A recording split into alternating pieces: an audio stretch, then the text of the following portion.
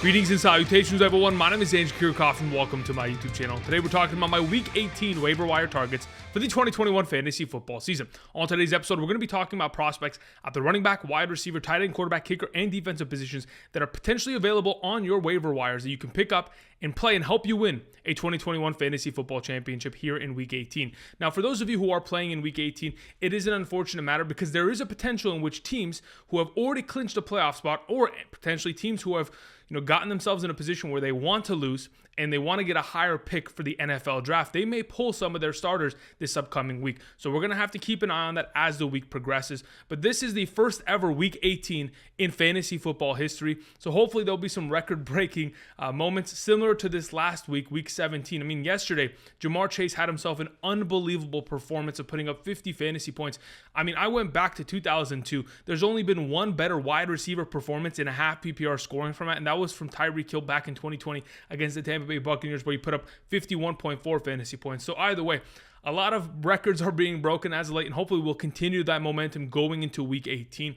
Again, a lot of the players that we're going to be mentioning today often get a boost in terms of their overall potential due to injuries. So let's go ahead and let's begin by talking about injuries that occurred around the National Football League yesterday. But before we do that, again, I want to remind you guys, if you have not yet already subscribed to the channel, we're making fantasy football content for the entirety of the 2021, going into the 2022 season, of course, into the NFL playoffs, playing a lot of best ball leagues and many drafts to come. Again, for those of you who are interested, stick around, subscribe to the channel. Also, check out Underdog Fantasy. A lot of those best ball drafts will be accomplished there. The Sunday Battle Royales, the pick'ems for the NFL draft will be done there. So go ahead, check them out. There's a link down in the description. If you want to continue your fantasy football season, even after Week 17, be sure to use promo code Andrew at Underdog Fantasy. Underdog Fantasy is willing to match up to $100 of your first deposit to get you going and continuing your fantasy football adventure. All right, let's talk about injuries going into Week 18. There were a lot of them sustained this past Sunday, and they were quite unfortunate because it really did hurt a lot of our overall rosters. But here we go.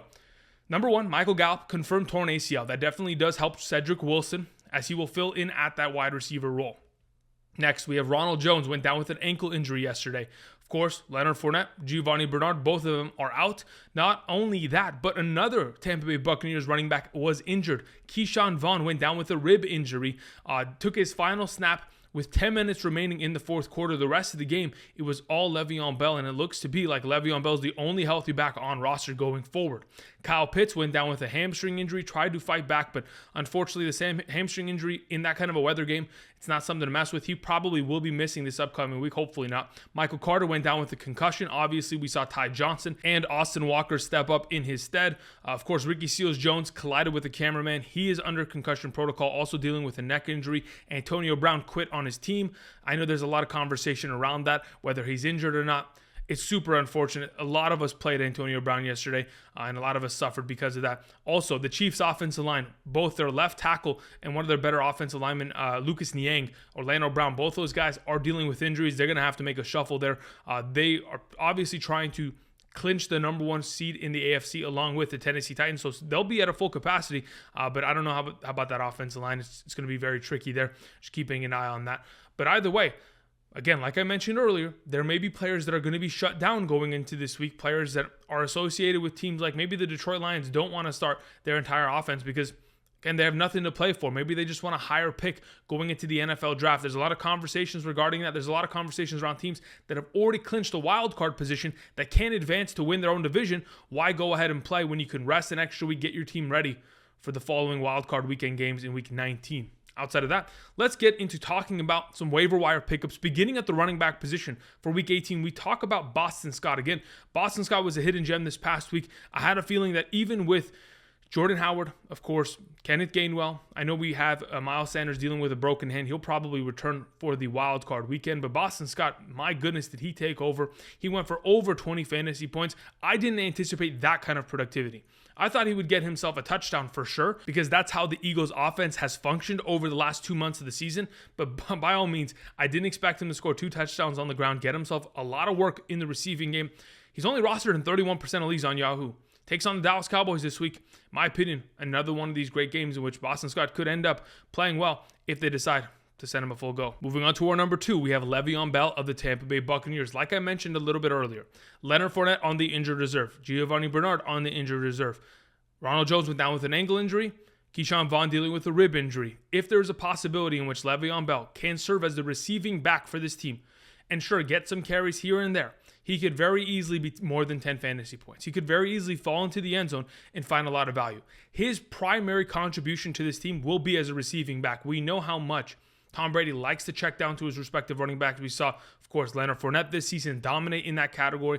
Prior seasons, of course, with James White back in New England, that has made running back so much more valuable. And I think the overall value of Le'Veon Bell, considering there will be nobody else competing for touches, should have him in a pretty good spot this week. Moving on to Rex Burkhead, our number 3. If, in fact, David Johnson's going to miss another consecutive week here, Rex Burkhead is getting a lot of opportunity. In fact, this last week, in a full PPR scoring format, he was unbelievable. In a regular half PPR, we're good to go there still with 6 total catches on 6 targets, 16 total carries on the ground. When you're getting a total of 22 total touches, that is workhorse, category of a running back. And that kind of opportunity cannot be ignored, regardless of the fact that they take on the Tennessee Titans. He's, potentially rostered in 30% of leagues, but if he is available, go ahead and pick him up, use him this week. Moving on, Ogunbowale, the running back for the Jacksonville Jaguars. Again, with James Robinson out, Dare has pretty much stepped up to the plate. Back-to-back weeks of scoring a touchdown, back-to-back weeks of over 10 fantasy points. Even when we go back to the 2020 season in weeks 16 and 17, when James Robinson was out with an injury as well, he put up 9.3 and 9.2 fantasy points in those 2 overall contributions. This is a 10-point running back, and he should be treated as such, and he will continue to be that regardless of the matchup on hand this upcoming week. I think Ogunbowale will continue to get opportunity regardless of the game script and find himself potentially in the end zone. Moving on to Ty Johnson, again, like I mentioned, with Michael Carter in concussion protocol, Tevin Coleman obviously not being utilized very much. It is between Ty Johnson and Austin Walker as to who is going to be the starting running back of this team. And it looks like it's probably going to be Walker who dominates in terms of the running game, but they do play against the Buffalo Bills. They could find some value there, or they could dump it off in the passing game to Ty Johnson, where he flourishes and he finds himself a lot of value, and he could just do exactly what he did last week. Getting himself in the conversation of catching the ball out of the backfield, scoring touchdowns in that regard, also running the ball, a few times a game here and there. Eventually, he's going to break out one of these runs. They were able to do that against the Tampa Bay Buccaneers very easily. Why not against the Buffalo Bills, who give up, one of the most points to opposing running backs thus far this season on average since Week 8? Ty Johnson, not a bad option as a number 5. Moving on to our final running back for today, it is Jaret Patterson. We talked about him as a hidden gem, as the Power Stone this past Saturday, but the conversation was mainly revolving around the fact that we weren't going to see Antonio Gibson in the lineup because he was on the injured reserve virus list. So if we do get Antonio Gibson back into the lineup, there may be a possibility that we don't want to take a risk on Jaret Patterson. That is why I have him at the bottom here. He's currently rostered in only 25% of leagues, so he's potentially available. Again, he did get a bunch of touches, 17 total touches, had himself a rushing touchdown, and pretty much did what he was supposed to do. Found himself fantasy value with the opportunity he was given. If he's available, and you are an Antonio Gibson manager and you don't already have him, be sure to make sure you have him on roster or potentially pick him up to prevent your opponent this week from getting him on roster. Either way, another couple honorable mentions I want to go ahead and talk about, like I've mentioned multiple times already. Austin Walker of the New York Jets could be a name to keep an eye on. Duke Johnson of the Miami Dolphins continues to lead that backfield. Jamal Williams. Again, we didn't see DeAndre Swift get many touches, so if that's going to continue to be the case, Jamal Williams seems to serve as the goal line back for that team over the last 2 weeks here. All right, let's move on to the wide receiver position. I think there's a lot more excitement to have at the wide receiver position because a lot of the guys that we mentioned at running back probably are already rostered on your league because those are the guys we've been focusing on for the last 2 to 3 weeks here. But the wide receiver position, we got new names, new faces that are potentially going to help you immediately going into Week 18, beginning with Braxton Berrios, wide receiver of the New York Jets. Braxton Berrios only rostered in 7% of leagues, had 21.7 fantasy points. Now, for those of you who asked me yesterday during the live stream, should I play Braxton Berrios? And for those of you who actually got the nod from me, congratulations. My goodness, 21.7 fantasy points. For those of you who play in a league where he gets return yardage points, yes, we already talked about it. For sure, he was a must play yesterday, and he delivered with over 30 fantasy points. Nonetheless, this has been a consistent wide receiver. He's found himself in the end zone, 12 targets this past weekend. And I know Jamison Crowder, Elijah Moore, Corey Davis, they were all out.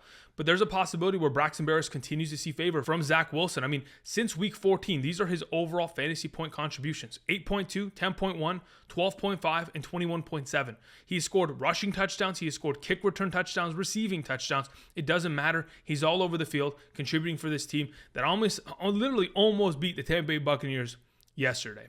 Either way, Braxton Berrios is a great option. Our number 2 for this week is Cyril Grayson, the thumbnail for today's video, the wide receiver for the Tampa Bay Buccaneers. Again, we all know Antonio Brown decided to go ahead, throw up the deuces, and leave. We know Chris Godwin, of course, dealing with that torn ACL out for the season. Mike Evans was a surprise play and actually scored yesterday. Was limited in capacities, but either way.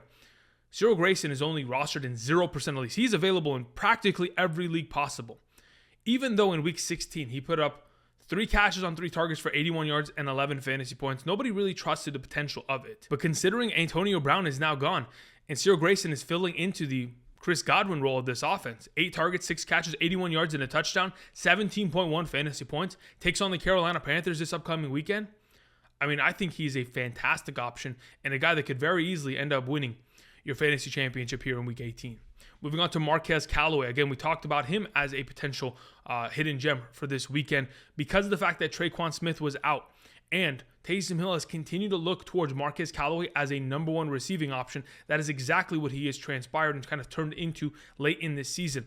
In the last 2 games that Taysom Hill and Marquez Callaway have played together, the total contributions in terms of fantasy points and a half PPR, 14.2 and 12.7. He's had 19 targets in the last 2 games for 12 receptions and over 200 receiving yards. All in all, great overall potential for a player like Marquez Callaway taking on a defense this upcoming week like the Atlanta Falcons. It is an easier matchup. Earlier this season when he took on the Atlanta Falcons, he put up over 10 fantasy points. That is exciting to see.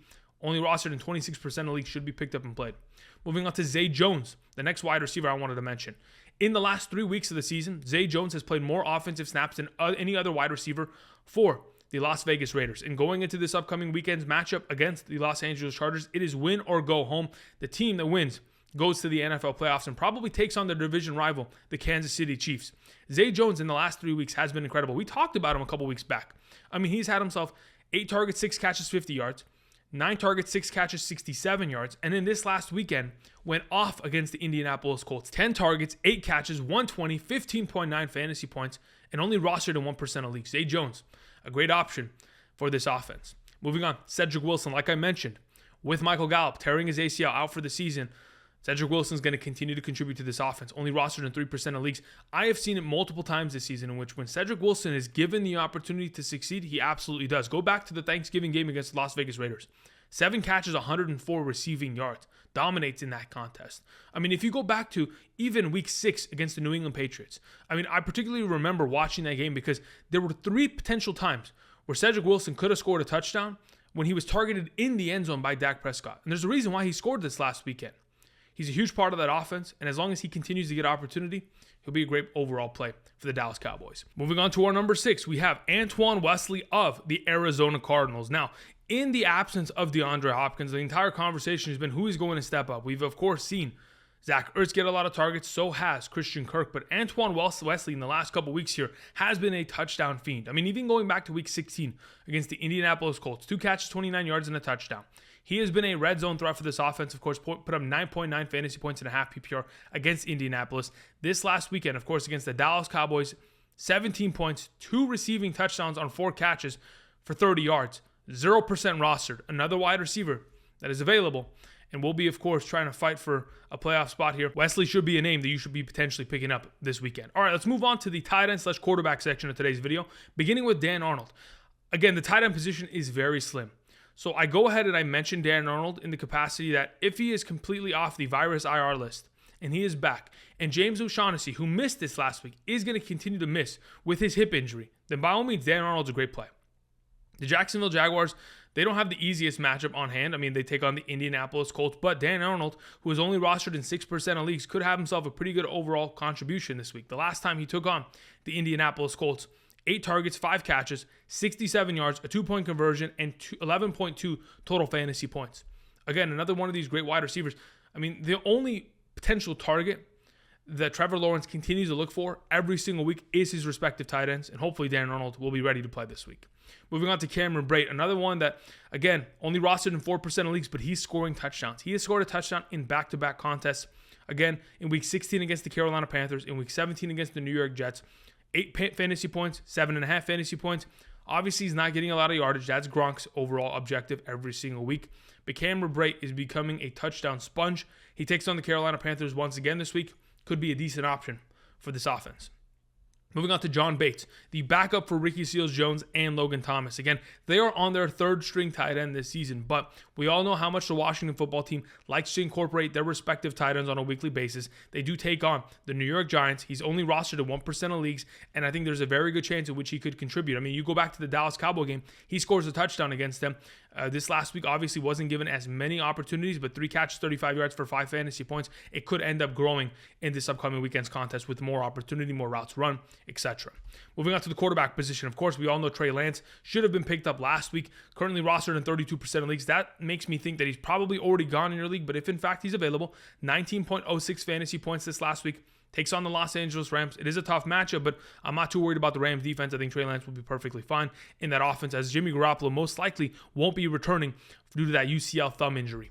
Moving on to Mac Jones, the next quarterback, who had himself an unbelievable game. Of course, we knew that the Patriots were going to hang a 50 bomb, a 40 bomb on the Jacksonville Jaguars. That was anticipated, but I didn't expect 3 of those touchdowns to come from Mac Jones. 22.28 fantasy points, throwing 2 of those touchdowns to a wide receiver that I've never even heard of, obviously due to the absence of Nelson Aguilar, but nonetheless, Mac Jones, he takes on the Miami Dolphins, 35% rostered.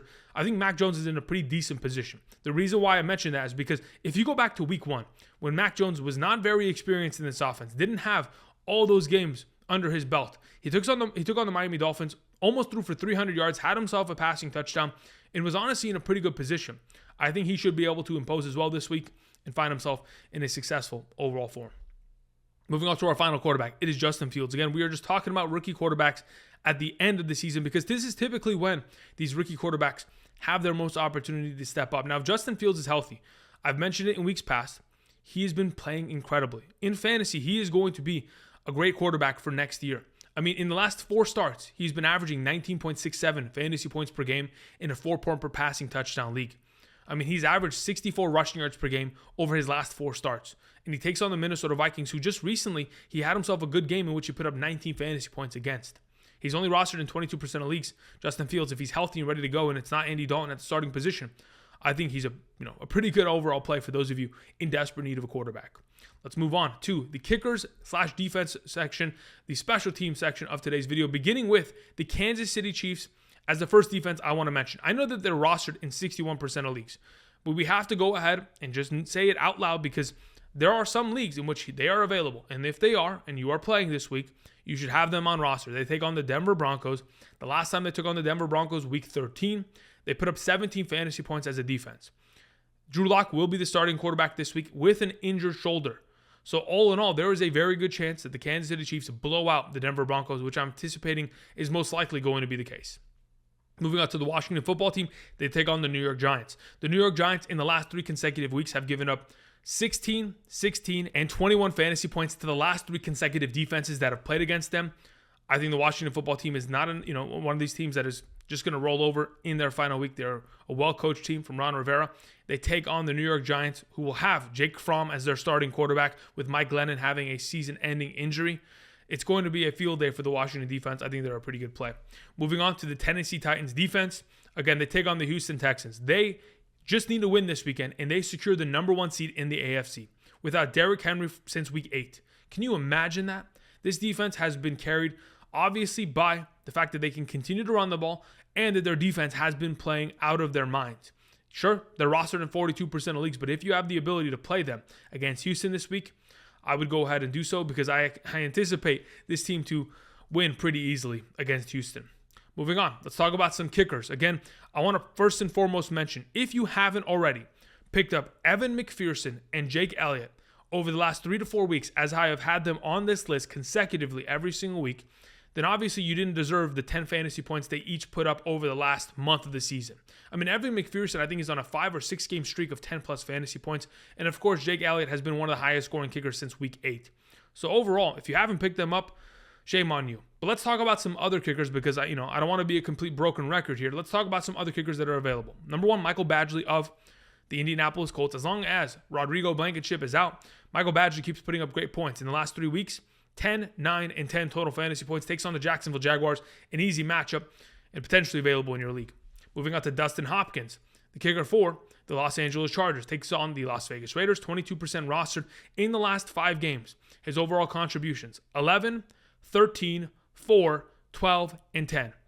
You can imagine that the one game that he didn't put up double-digit fantasy points, it was against the Kansas City Chiefs, where the Los Angeles Chargers went for it on multiple fourth downs, and they were scrutinized for not kicking the ball and just winning the game outright via field goals in the multiple opportunities they had. He would have had over 10 fantasy points in that singular game. Obviously, they've learned from their mistakes.